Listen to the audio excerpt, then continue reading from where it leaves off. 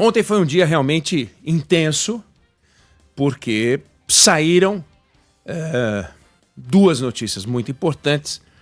Uma que era dada como certa, a gente só não sabia a extensão, e outra que era especulada e que foi confirmada. Aquilo que era dado como certo era o tarifaço, ao contrário da expectativa confirmada do nosso Dendê, que não foi atingido pelo tarifaço. A gente teve uma lista importante de produtos que foram atingidos. A gente tem exceções que produzem uma redução no dano para o Brasil, mas a gente tem muitos setores que foram atingidos e forte, né? Setores que foram atingidos fortemente e que geram muito emprego, apesar de não produzir eventualmente, de não ser eventualmente o maior centro de produção de exportação desse ou daquele estado. Então, você tem a proteção ao suco de laranja, que é importante, você tem a proteção à Embraer, que é importante, aço e alguns outros setores muito importantes, é uma lista muito extensa, mas alguns setores vão apanhar e vão apanhar muito, e ao longo do tempo a gente vai conseguir dimensionar o tamanho desse estrago para a economia brasileira. Tem muita especulação, muito número, mas assim, dos males, o médio, não dá para dizer o menor. Dos males, o médio. Saiu e a gente vai ter que se adaptar e vai ter um prejuízo, não tem como não ter prejuízo. E na outra ponta, saiu o que se especulava, que era a aplicação da Lei Magnitsky para o Alexandre de Moraes. E era sobre esse assunto, que eu queria falar.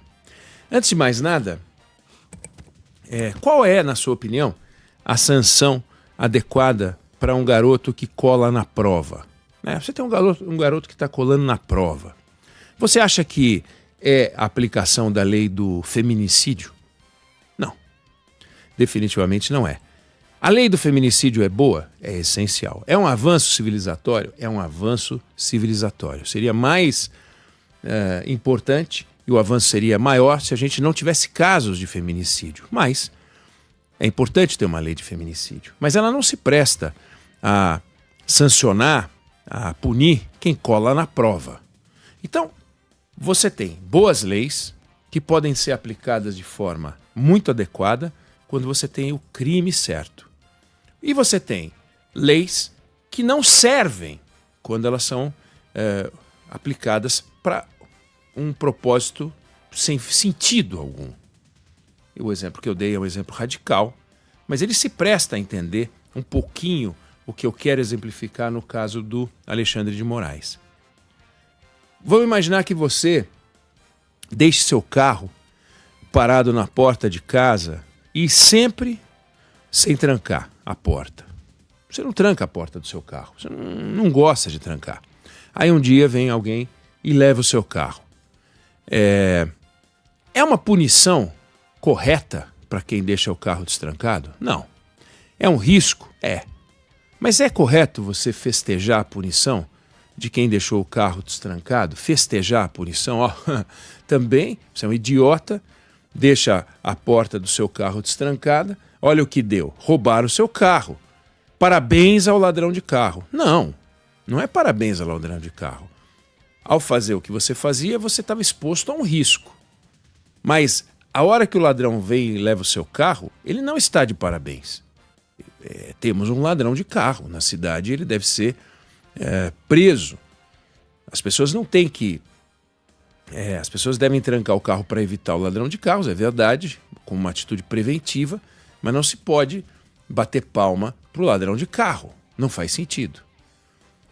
Não sei se deu para entender o que eu quis dizer, mas de um lado você tem o Alexandre de Moraes e o Supremo Tribunal Federal, com os desafios que o Alexandre de Moraes e o Supremo Tribunal Federal têm e que nós vamos discutir. Na outra ponta você tem uma lei extraordinária, que é a Lei Magnitsky. Extraordinária. A Lei de Magnitsky é o exemplo que eu dei da lei do feminicídio. Ela é muito importante. Ela foi criada e ela é importante. É uma lei civilizatória. Mas a hora que você pega uma lei civilizatória e usa essa lei para algo que não faz sentido, para punir um caso que não faz sentido, você está usando a lei de forma inadequada. É o exemplo do feminicídio, lei do feminicídio, para punir quem colou na prova. Não faz o menor sentido usar a lei Magnitsky por Alexandre de Moraes. A lei Magnitsky, ela foi aplicada contra 260 pessoas de 50 e tantos países até agora. Você tem o primeiro colocado, é a China, tem 19 pessoas que foram atingidas pela lei. A Arábia Saudita tem 18 pessoas que foram atingidas pela lei. Em terceiro lugar você tem Sérvia, aí você tem Emirados Árabes Unidos e a Rússia, você tem o Haiti e você tem uma série de figuras. O Brasil passou a integrar essa lista, sabe com quantos nomes? 2. Já tinha um, né? Que era um camarada que foi preso no Paraguai. Então tem 2. Mas olha que interessante. A lei Magnitsky atingiu, por exemplo, 16 árabes. 2 eram guarda-costas do príncipe herdeiro da Arábia Saudita, Mohammed bin Salman. 2 guarda-costas dele e 3 pessoas ligadas a ele, diretamente 5 pessoas ligadas a ele, envolvidas no assassinato do jornalista Jamel Khashoggi, que foi assassinado em 2018 quando entrou no consulado da Arábia Saudita em Istambul. Ele foi morto e foi fatiado ali dentro. Tinha 2 guarda-costas do príncipe herdeiro, tinha 3 pessoas ligadas ao príncipe herdeiro. A CIA, ao investigar, constatou que o príncipe herdeiro está envolvido diretamente na morte. E, no entanto, você tem essas 5 pessoas que foram punidas pela lei Magnitsky, mas o príncipe herdeiro não foi punido pela lei Magnitsky. Você tem uma porção de nomes ligados a denúncias variadas, tentativas de golpe de Estado, grupos terroristas, lavagem de dinheiro. Por exemplo, você tem um cara que ficou 23 anos na Gâmbia e também o chefe da Agência Nacional de Inteligência dele, os 2 estão na lei Magnitsky. Ele fugiu da Gâmbia e levou 11 milhões de dólares, levou carros de luxo dentro de um avião. Esse camarada foi atingido pela lei Magnitsky. O ex-chefe da Agência Nacional de Inteligência desse cidadão também foi atingido pela lei Magnitsky. Tem gente que está nessa lista que eu falei de 260 nomes. Tem um general cubano chamado Pedro Orlando Martínez Fernández, que foi ministro do interior de Cuba, já morreu e está lá ainda na lista. Você tem um ex-presidente do Paraguai, você tem uma série de nomes. Você tem 9 camaradas de Uganda, você tem gente de El Salvador, do Quênia, da Libéria, cubanos, russos, nomes do Paquistão, Paraguai, como eu citei, República Dominicana, México e tal, e agora a gente tem 2 brasileiros. Entrevistaram, quer dizer, soltou até uma nota, uma mensagenzinha em rede social, o William Browder, que foi o camarada que fez a campanha pela aprovação da lei Magnitsky, porque o fundo que ele geria e que tinha um advogado russo que foi investigar o uso do dinheiro do fundo na Rússia, ele foi preso, torturado e morto. E foi ali o advogado, que é o Sergei Magnitsky, que deu origem a essa lei. Ele fez a campanha pela aprovação da lei, William Browder, e ele diz: o Moraes não se enquadra. Essa lei foi criada para acabar com a impunidade contra violadores de direitos humanos e corruptos, e não se enquadra. E o Alexandre de Moraes, no entanto, foi enquadrado nessa lei Magnitsky. Eu disse que a gente tem os problemas do Supremo Tribunal Federal e eu disse que a gente tem uma aplicação indevida da lei. Primeiro, como é que o presidente Donald Trump decidiu que o Alexandre de Moraes cometia abusos? Como que ele fez isso? Existe uma investigação em curso nos Estados Unidos e que está sendo julgado por alguma corte americana? Existe alguma investigação sendo feita internacionalmente ou algum julgamento numa corte internacional sobre os passos de Alexandre de Moraes? Não tem. Não existe isso. O que existe? Existe a investigação do disse-me-disse. Existe a leitura da blogueiragem amiga. Aqueles blogueirinhos que gravam os videozinhos em rede social. Aí tem um monte. Existem os Eduardo Bolsonaro da vida, os puxa-saco do Eduardo Bolsonaro, o sub-Eduardo Bolsonaro, ele mesmo um sub. Existe um monte de jornalistazinho que viajou, fugiu, foi morar em outro lugar e que fica postando videozinho e falando do Alexandre de Moraes, existe um monte de reportagem também mostrando exageros do Alexandre de Moraes. Não consta que o Donald Trump tenha lido reportagens. Então, o que aconteceu? Gente com acesso ao Donald Trump, gente com acesso ao Marco Rubio, secretário de Estado, ficou ali falando, olha, o Alexandre de Moraes, ele atrapalha, ele fica em cima da gente, olha, o Alexandre de Moraes está fazendo um processo de perseguição para o Jair Bolsonaro. E aí, Donald Trump, Marco Rubio, que é o camarada que mais enfronhado nesses assuntos, começou a se mexer para enquadrar o Alexandre de Moraes com base no Estado disse-me-disse de direito. É o disse-me-disse, esse é o devido processo legal. É o processo legal do disse-me-disse. Alguém falou, alguém disse e tal. É notório, todo mundo sabe. A gente sabe. É isso.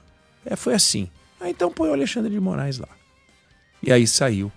E a bomba é como ser enquadrado na lei do feminicídio. É uma bomba. Quem for enquadrado na lei do feminicídio por cometer o feminicídio é uma justa punição. Nem repara o dano causado, mas é uma justa punição. Quem for enquadrado na lei Magnitsky por ter violado direitos humanos é uma justa punição. Você não pode ter e-mail do Google, você não pode ter perfil nas redes sociais, você não pode ter conta em banco nos Estados Unidos, você não pode ter conta em banco que é ligado aos Estados Unidos. É uma discussão sobre se a conta pagadora do salário do Alexandre de Moraes no Banco do Brasil pode continuar a ser aberta. Há uma discussão. Como é que funciona a aplicação da lei Magnitsky? Sai o nome dele, as empresas americanas seguem regras de compliance, o compliance das empresas impõe a observação de todas as leis, entre as leis a lei Magnitsky, que é obrigado a abrir o ato da Secretaria do Tesouro, ver os nomes ali, assim como figuras politicamente expostas, figuras enquadradas na lei Magnitsky, e tem que cortar essas pessoas dos cadastros. Aí é de se perguntar se, ao cortar as pessoas do cadastro, um banco americano tem que informar todas as empresas que têm ligação com aquele banco, dizendo, olha, eu tenho ligação, eu quero que você observe a partir de agora os seguintes nomes. Então, será que o Banco do Brasil, o Itaú, o Bradesco, o Inter, o Nubank e outros tantos bancos que têm ligação com os Estados Unidos, tem banco listado na Nasdaq, tem banco listado na Bolsa de Nova York, tem banco que tem banco nos Estados Unidos, como é o caso do Bradesco, tem banco que tem banco nos Estados Unidos, como é o caso do Banco do Brasil. Será que todos esses serão notificados? Será que a Nasdaq vai informar todos aqueles que estão listados para que façam a restrição ao nome do Alexandre de Moraes? Será que uma empresa aérea ligada a uma empresa aérea americana parceira vai receber da empresa aérea americana parceira, olha, não podemos vender passagem para o Alexandre de Moraes? Eu não sei. Ele não pode nem ser consumidor, porque se ele for cliente do Google, ele não pode ser cliente do Google. Ainda não se sabe o tamanho do estrago, mas é um mega estrago. A razão pela qual se diz que é a pena de morte financeira. Então, o Alexandre de Moraes está tomando uma sanção compatível com ditadores africanos, assassinos de jornalistas, corruptos. O outro brasileiro, que é o Qassem Mohamed Hijazi, Ele simplesmente foi deportado, foi levado, foi extraditado para os Estados Unidos, vivia no Paraguai, e esse camarada chefiava uma organização criminosa e fornecia dinheiro para o tráfico de drogas. Ele e o Alexandre de Moraes são os dois brasileiros na lista, na lei Magnitsky. Então é um negócio absolutamente inconcebível, é um negócio fora de propósito. Isso quer dizer então que se está errado aplicar a lei do feminicídio a quem cola na prova, está certo colar na prova? Não. Mas não está certo aplicar a lei do feminicídio para quem é pego colando na prova. Está certo deixar o carro sem trancar na frente de casa? Não. Mas isso não quer dizer que a gente vai bater palma para o cara que roubou o carro. A gente não tem que ter ladrão de carro na cidade. O Donald Trump fez algo que é absolutamente inconcebível. Ele usou o poder de uma lei civilizatória contra alguém que cometeu nada de crime, não tem crime envolvido, não tem nada a ver com isso. O presidente, aquele da Gâmbia que me referi, é acusado de matar mais de 200 pessoas, tortura, morte, sumiço. Isso sim. O Magnitsky foi torturado e morto. Isso sim. O jornalista Khashoggi foi torturado, morto e fatiado. Isso sim merece sanção. E o Alexandre de Moraes? E aí encerramos a percepção, a discussão sobre a inadequação da lei Magnitsky para passar a discutir um pouco sobre o papel do Supremo Tribunal Federal e o papel do Alexandre de Moraes. Para não ficar uma conversa muito longa, porque eu quero voltar a esse assunto, eu paro aqui e volto mais para frente para a gente discutir de maneira separada o Supremo Tribunal Federal e o Alexandre de Moraes. Merecem uma discussão? Sim, profunda. Mas essa discussão é brasileira. E como discussão brasileira deve ser enfrentada pelas instituições brasileiras, não por um ato de força de um governante estrangeiro. Ainda mais com uma lei civilizatória que só deve ser empregada contra marginal, bandido, assassino, picareta, ditador, supressor dos direitos humanos. Não é uma lei para ser aplicada contra o Alexandre de Moraes, nem qualquer ministro do Supremo Tribunal Federal, que tem que ser discutido, sim. E nós vamos discutir aqui um pouco mais para frente, aqui no curso do nosso Band News no meio do dia. Eu não sei se você concorda até aqui, se você discorda até aqui, mas isso que eu penso sobre esse pedaço, pensaria um pouco mais, daqui a pouco a gente continua. Bom, é como a gente dizia no começo do programa, que a gente tem uma lei, que é a Lei Magnitsky, que é uma lei civilizatória, para ser usada em casos específicos, como a lei do feminicídio é civilizatória e é para ser usada em casos específicos. No caso de feminicídio, se você aplicar a lei do feminicídio para quem está colando na prova, você está fazendo uma coisa absurda. Você usar a lei Magnitsky contra o Alexandre de Moraes, você está fazendo uma coisa absurda. A lei Magnitsky foi concebida para quem agride os direitos humanos, torturadores, assassinos. Veja um exemplo. O sujeito foi para a Rússia, o Magnitsky, fazer uma investigação sobre corrupção. Ele foi preso, torturado, morto. O jornalista Jamal Khashoggi entra no consulado da Arábia Saudita em Istambul. Ele é morto e esquartejado. Isso gerou a aplicação da Magnitsky. O presidente da Gâmbia matou mais de 200 pessoas, liderou mais de 200 casos de tortura. Esse cara foi enquadrado na Magnitsky. O sujeito que era ministro deste presidente da Gâmbia, mesma coisa. Você tem aqui cubanos, você tem aqui paquistaneses, filipinos, iraquianos, você tem o outro brasileiro que foi preso no Paraguai, ligado ao tráfico de drogas. Aí tem um ministro do Supremo, nunca aconteceu, ministro da Suprema Corte Brasileira, enquadrado pela lei Magnitsky. Absurdo, completo absurdo.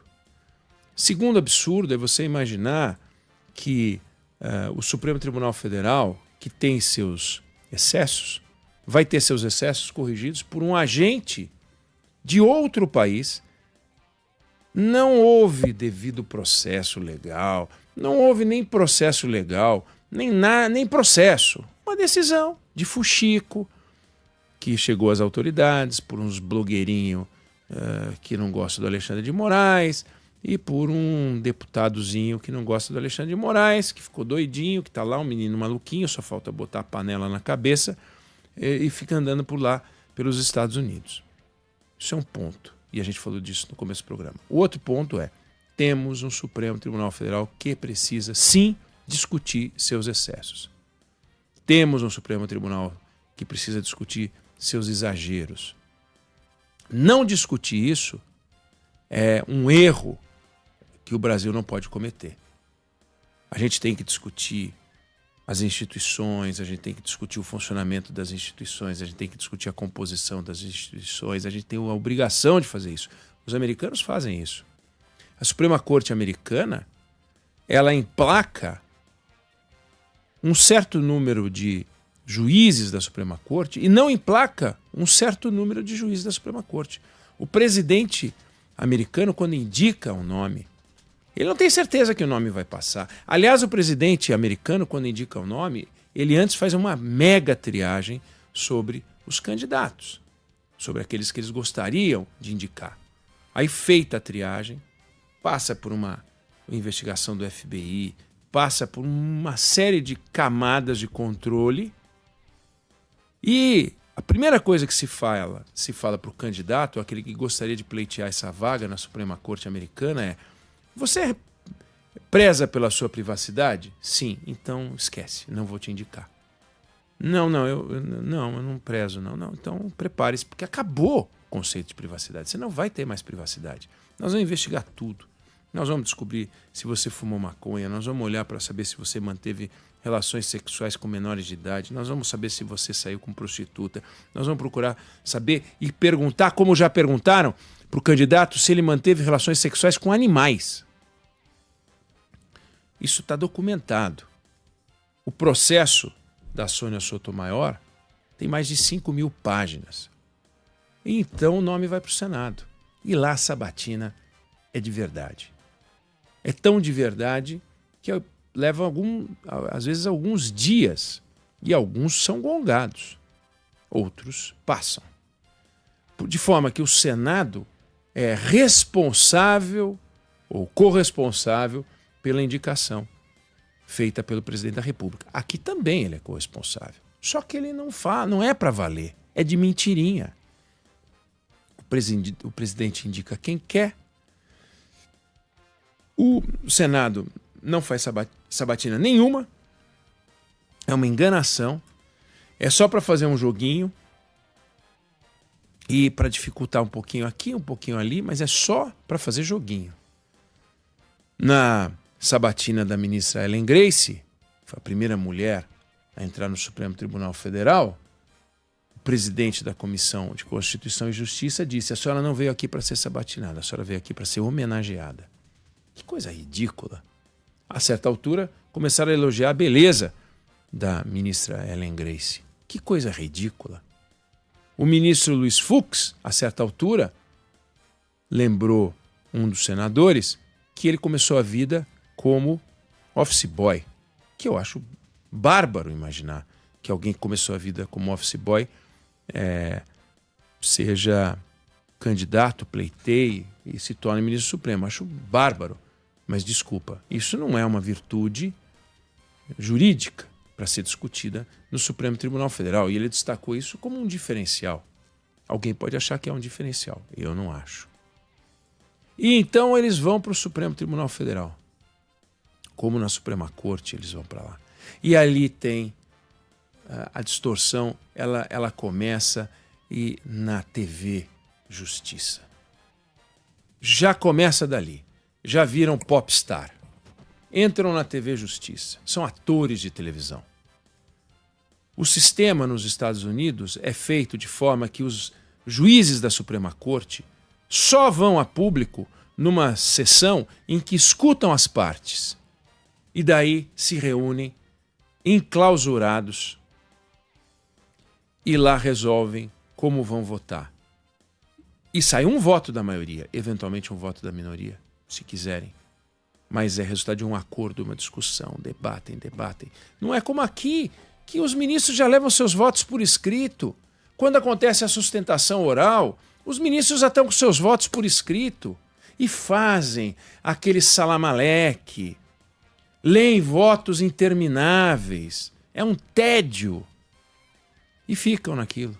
É importante, mas é um tédio. Não há uma troca real.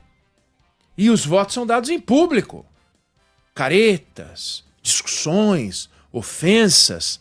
A gente testemunha tudo isso. Tudo isso acontece diante dos nossos olhos. A performance, atores da política nacional. Veja, pode uma aplicação, um enquadramento de um ministro do Supremo gerar tanta polêmica no Brasil? Pode a gente saber o nome dos ministros do Supremo? Pode a gente se preocupar com um Alexandre de Moraes? Você acha que nos Estados Unidos preocupam-se os americanos com o destino e o rumo dos ministros da Suprema Corte? Será que as pessoas não têm mais o que fazer? Pois aqui a gente se preocupa. Por quê? Porque é assim que eles desenharam. E se tornou o Supremo uma vara federal, um ambiente para discutir crimes. Não tem cabimento. Mas eles decidiram que é assim. Lula foi julgado na 13ª Vara de Curitiba porque era como funcionava antes. Saiu do cargo, justiça, primeira instância. Aqui, aí eles resolveram que saiu do cargo, continua com eles querem tudo para eles. Os ministros do Supremo Tribunal Federal querem fazer tudo. Na Suprema Corte Americana, quando alguém quer um julgamento ali, escreve um texto de no máximo 30 páginas e entrega para a Suprema Corte, que avalia, por meio de seus assessores, se o caso vai ser ou não discutido na Suprema Corte. E boa parte dos casos, a grande maioria dos casos, e não mais do que 100 ficam e são discutidos, o resto tudo diz, vale a decisão tomada. O Supremo Tribunal Federal não consegue. Tem uma crise de retenção de processo. Chegou lá, eles têm que discutir. Chegou lá, mas é assim que funciona o nosso sistema. Vamos mudar o nosso sistema? Não faz sentido que todos os processos que chegam ao Supremo Tribunal Federal precisem ser discutidos pelo Supremo Tribunal Federal. As discussões não são supremas. As discussões são pequenas. Discussão de pão de queijo no supermercado pode envolver uma discussão constitucional, porque entendem que é uma discussão constitucional relevante. O Supremo Tribunal Federal discutiu o uso de sacolinha no Rio Grande do Sul, numa cidade, numa discussão que passava por um supermercado. E lá pelas tantas, Ricardo Lewandowski, ex-ministro do Supremo, hoje sabe-se lá o que faz, mas está no Ministério da Justiça, defendeu o uso de sacolinha, dizendo, nossa, certa vez eu estava no supermercado e vi, aliás, não era o uso de sacolinha, não, era o uso dos embaladores. Ele disse, eu vi uma senhora tentando embalar, seria importante que tivesse um embalador, mas por que ele não ajudou? Era só ele ajudar. Mas não, vamos ter embaladores, não vamos ter embalador, vamos ter embalador. O Supremo Tribunal Federal discutindo se tem que ter embalador, se a comida está podre, se não tem o menor cabimento um negócio desse. E aí vem a figura do Alexandre de Moraes, que virou um símbolo desses excessos, virou um símbolo dos exageros, o símbolo de distorções. Ou faz sentido dar 14 anos para uma cabeleireira que pichou uma estátua? Não, mas ela era parte do golpe de Estado. Ah, pelo amor de Deus, né? Mas é preciso que se diga. Se Alexandre de Moraes agisse sozinho, ele seria o que Marco Aurélio Melo foi. Um ministro que perdia suas posições, embora defendesse com garra seus pontos de vista, mas perdia sempre. Alexandre de Moraes ganha todas. Por quê? Porque não é Alexandre de Moraes. Não é Alexandre de Moraes, é o Supremo Tribunal Federal, que decide coletivamente, e tem que ser.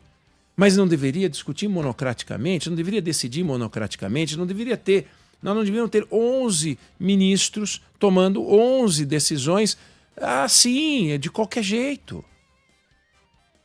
Tudo deveria passar pelo colegiado, e só pelo colegiado, e monocrático só na exceção do habeas corpus. E acabou, e mais nada, mas não. Quando você vê, foi para o Alexandre de Moraes. Quando você vê, foi para o Alexandre de Moraes. Isso aqui, é Alexandre de Moraes. E aquilo ali foi para o Alexandre de Moraes. E aquele outro também foi para o Alexandre de Moraes. Tudo vai para o Alexandre de Moraes. Mas vem cá, o Alexandre de Moraes é um problema? Se fosse um problema, o Supremo trataria de resolver.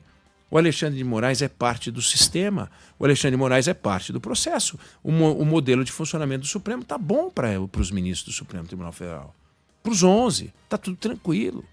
Eles não estão infelizes, eles estão satisfeitos. O Barroso adora. Eles adoram os holofotes, eles adoram aparecer, eles adoram falar sobre tudo. Eles adoram dar declarações, dizer que defendem a democracia. Quem defende a democracia é a Constituição brasileira. Eles devem ser escravos da Constituição brasileira. Eles devem ser guardiões. Eles não podem criar, a partir da Constituição, cada um a sua Constituição. A Constituição do Moraes, a Constituição do Gilmar, a Constituição da Carmen Silvia, da Carmen Lúcia. Não faz sentido um negócio desse. Cada um tem a sua própria Constituição. E quando era presidente, o Dias Toffoli dizendo que eles eram o poder moderador. Não são o poder moderador. Não existe o poder moderador. O poder moderador morreu com o fim do Império. A monarquia era o poder moderador. Vivemos numa república. E nessa república os poderes são divididos e a nossa Constituição de 1988 estabeleceu que os poderes são harmônicos e independentes. Mas não é verdade. A Constituição reservou ao Poder Judiciário um poder maior do que os outros dois. E esse desbalanceamento é evidente e essa distorção tem que ser enfrentada. Não dá para a sociedade brasileira ficar aguardando o seu Supremo. Seu Supremo, posso fazer isso? Seu Supremo, posso fazer aquilo? Aí o Congresso Nacional toma uma decisão madura com base numa medida tomada pelo governo. O deputado fala, desculpa, meu senhor, vai catar coquinho, vai formar maioria, volta Maduro daqui a tempos qualquer e você se enquadra. Mas não, aí eles vão lá e enquadram os deputados, e enquadram os senadores, e enquadram o Congresso Nacional. E aí a distorção grita. E temos uma distorção de poder muito grande. Não dá para alguém ser censurado porque tem uma opinião. Não dá para alguém ser censurado porque diz algo que alguém do Supremo não gostou. Não dá para a gente mudar o direito que as pessoas têm de falar. Claro, não podem cometer crimes, mas não dá para o Supremo Tribunal Federal ver crime em qualquer coisa, qualquer manifestação. Então, temos um desarranjo institucional, onde o Supremo Tribunal Federal aparece com destaque. Não é possível que todo mundo esteja errado ao apontar para o Supremo Tribunal Federal e enxergar ali algum tipo de exagero, de desvio, e eles não é com a gente, não é com a gente. Ah, não vem não, porque você está agredindo a democracia. Não vem não, porque você não está respeitando a Constituição brasileira. Não é verdade. Então, é preciso olhar para o Supremo Tribunal Federal, é preciso que o Congresso Nacional comece a discutir este assunto e o Alexandre de Moraes não é o problema do Brasil. Desculpa, não é o problema do Brasil. Se o Alexandre de Moraes for um problema do Brasil, nós temos as ferramentas disponíveis. Não é o seu Donald Trump, não é esses deputados babaquara puxarem o saco do Trump e falarem que bacana, enquadrou o Moraes no Magnitsky. Não, isso é uma vergonha para o Brasil. Faz o impeachment do Alexandre de Moraes. Não gosta do Alexandre de Moraes? Vai lá e faz o impeachment do Alexandre de Moraes, ué. Mas é tudo covarde. Eles que ficam defendendo o impeachment do Alexandre de Moraes, mas eles são os covardes. Por quê? Porque eles falam o seguinte, vai que a gente faz o impeachment do Alexandre de Moraes hoje, aí um ministro do Supremo vem e destrava um processo que tem. Por quê? Porque no Senado está cheio de senador enroscado, tudo atrapalhado, com um monte de processo. Aí vai lá, vamos puxar a faca para o Alexandre de Moraes. Agora, quantas facas tem contra eles, cada um, que podem produzir estragos e punições e tal? Então, nosso desarranjo não é só ali, né? Não é só ali. Nós temos um problema grande para resolver e o eleitor tem um papel nessa história.